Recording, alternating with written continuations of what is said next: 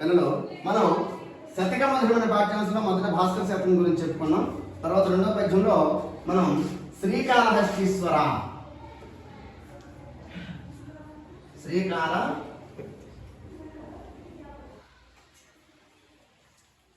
శ్రీకాళహస్తీశ్వర శ్రీ అనగా సాలెపురుగు, కాలం అనగా పాము, హస్తి అనగా ఏనుగు.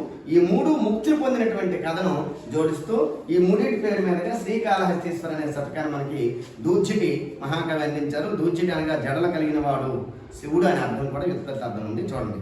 లేవో కానలం కందమూల ఫలముల్ లేవో గుహలోక్తయముల్ లేవో ఏరులన్ పల్లవాస్తరణముల్ లేవో సదా ఆత్మలో లేవో నీవు విరక్తులు అనుపమ జాలి పొంది భూపాలురన్ సేవల చేయకపోదు ఏలకో జనుల్ శ్రీకాళహస్తీశ్వర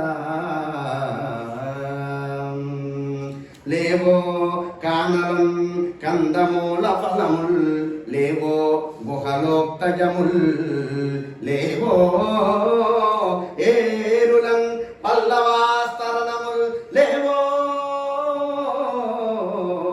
సదా ఆత్మలో లేవో నీవు విరక్తులను అనుపమ జాలి పొంది భూపాలురన్